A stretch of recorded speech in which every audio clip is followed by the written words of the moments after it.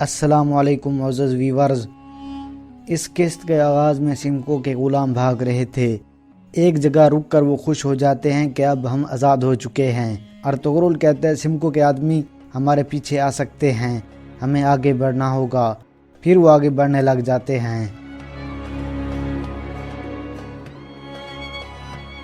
دوسری جانب مہالس ایک جگہ بیٹھ کر سونا گن رہا تھا۔ اتنے میں ایک آدمی آ کر کہتا ہے میں نے ارطغرل کو دیکھا ہے۔ مہالس کہتا ہے کیا تم بے وقوف ہو؟ وہ آدمی کہتا ہے مجھے پورا یقین ہے۔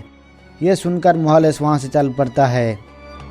مہالس اسے دیکھ کر کہتا ہے تو سمکو نے ارطغرل کو پکڑا ہوا تھا۔ پھر وہ اپنے آدمی سے کہتا ہے جاؤ اور آرس کو ساری صورتحال بتاؤ، اسے کہو ارطغرل کو سمکو نے پکڑا ہوا تھا، ہم ان کے پیچھے جا رہے ہیں۔ دوسری جانب حلیمہ گھوڑے کے ساتھ کھڑی ہو کر کہتی ہے میں ارطغرل کی موت کو بھلا نہیں پا رہی تھی، تم نے آ کر ایک امید دلا دی ہے۔ دوسری جانب بہادر سعادتین کے پاس پہنچ جاتا ہے۔ سعادتین کہتا ہے میں نے تمہاری بہادری کے بارے میں سنا ہے۔ سعادتین کہتا ہے میری خواہش ہے تم چودار قبیلے میں رہ جاؤ اور اس طرح قبیلے والے متحد ہو جائیں گے۔ کیا تم نے اسلحان سے بات کر لی ہے؟ بہادر کہتا ہے میں نے اسلحان سے بات کی ہے، میں نے کہا ہے سرداری کے لیے ایک جرگہ بلائیں گے۔ یہ بات اس کو پسند نہیں آئی۔ سعادتین کہتا ہے جو بھی کرنا ہے جلدی کرو، ہم نے اور بھی بہت کام کرنے ہیں۔ بہادر کہتا ہے اور کیا کام کرنے ہیں امیر حضرت؟ سعادتین کہتا ہے کئی قبیلے والے بازار کو بیچنا چاہتے ہیں، میں چاہتا ہوں وہ بازار تم خریدو۔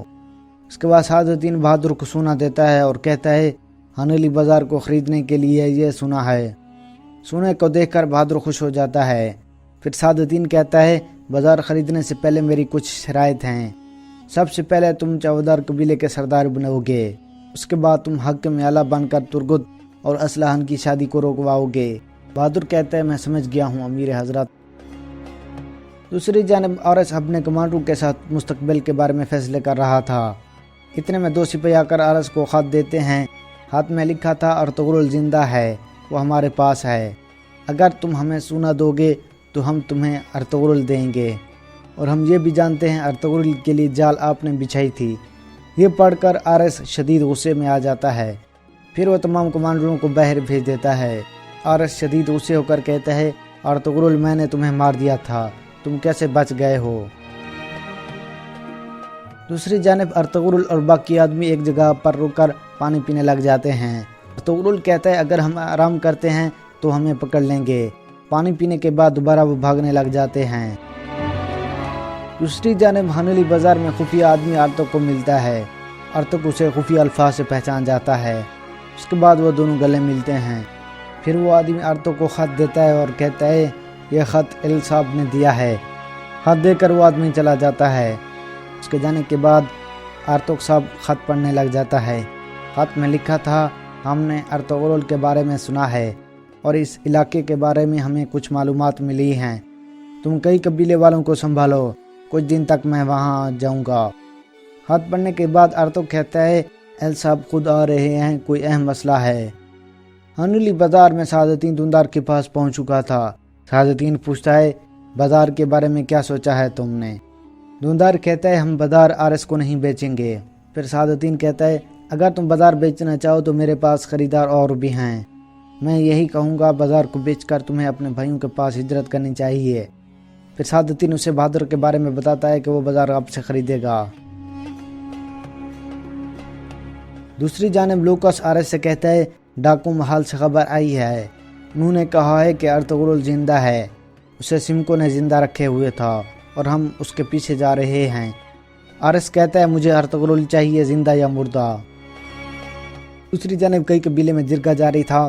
دھندار کہتا ہے بازار کے حالات سے آپ واقف ہیں، آئے روز ڈاکوں تاجروں پر حملہ کر رہے ہیں، میرا خیال ہے ہمیں بازار بیچ دینا چاہیے۔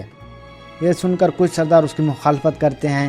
پھر ارطغرل کہتا ہے ہم نے یہ بازار خون دے کر حاصل کیا ہے، سب سے پہلے آپ کو یہ دیکھنا چاہیے۔ یہ سن کر سب اس بات پر رضامند ہو جاتے ہیں۔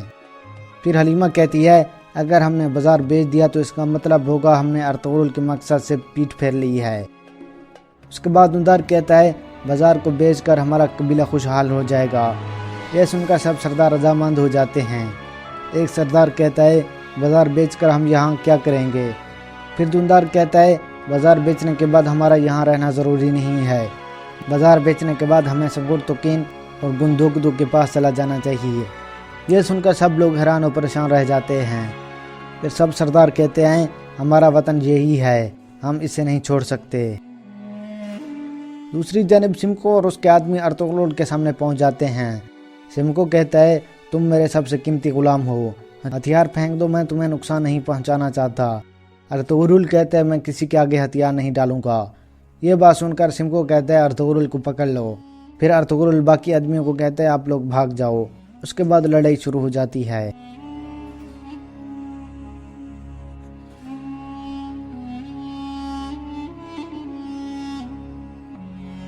दूसरी जानिब हकीम अर्तुग कहता है अब मसला अर्तुगरुल के मकसद का है, अब हमें एक और जिरगा बुलाना होगा। यह सुनकर सब चौंक जाते हैं। अर्तुग कहता है नए सरदार के लिए हमने दुकानदार को इसलिए सरदार बनाया था कि अर्तुगरुल के मकसद को आगे बढ़ाए। अब दुकानदार साहब ने इस मकसद से पीठ फेर दी है, इस सूरत में इनकी सरदारी जायज़ नहीं रही। यह सुनकर दुकानदार गुस्से हो जाता है और कहता है क्या कह रहे हो अर्तुग साहब, क्या अब आप जिरगे के फैसले को नहीं मानोगे। फिर अर्तुग कहता है मैं नहीं बल्कि आप ऐसा कर रहे हैं, अब आप अर्तुगरुल के मकसद के खिलाफ जा रहे हैं। फिर हेमा खातून कहती है चलो फ़र्ज़ किया हमने जिरगा बुला लिया है। फिर वो जिरगे वालों से कहती है क्या तुम में से कोई दुकानदार की जगह सरदार बनना चाहता है। हकीम अर्तुग कहता है अर्तुगरुल के मकसद को आगे बढ़ाने के लिए मैं सरदारी का उम्मीदवार हूँ। यह सुनकर हेमा खातून और बाकी सब लोग चौंक जाते हैं। दूसरी जानिब अर्तुगरुल और बाकी आदमियों के दरमियान लड़ाई जारी थी।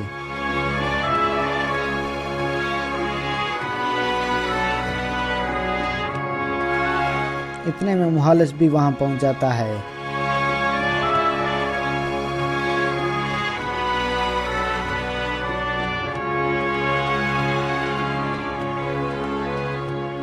सिमको और मुहालिस के आदमी आपस में लड़ रहे थे। फिर अचानक अर्तुगरुल के बाजू में दर्द हो जाता है। ये देखकर अर्तुगरुल वहां से भागने को तरजीह देता है। अर्तुगरुल को भागता हुआ देखकर मुहालिस के आदमी अर्तुगरुल के पीछे भागते हैं।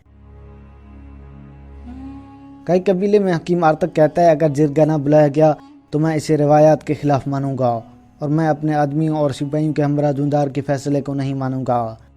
दुकानदार कहता है अब आप कबीले का सुकून बर्बाद करना चाहते हो। हलीमा अर्तुग से कहती है मुझे उम्मीद है ये आपके लिए और हमारे कबीले के लिए अच्छा होगा। यह सुनकर हेमा खातून और दुकानदार हैरान रह जाते हैं। दूसरी जानिब मारिया अपने कमरे में खड़ी थी। इतने में आरिस वहाँ पहुँच जाता है और उसकी गर्दन पकड़कर कहता है बताओ मुझे सिमको ने तुम्हें मेरे हवाले क्यों किया था। मारिया कहती है मुझे समझ नहीं आ रही कि आप क्या कहना चाहते हो। आरिस कहता है बताओ मुझे सिमको ने अर्तुगरुल के बारे में क्या कहा है तुम्हें। मारिया कहती है मैं किसी अर्तुगरुल को नहीं जानती।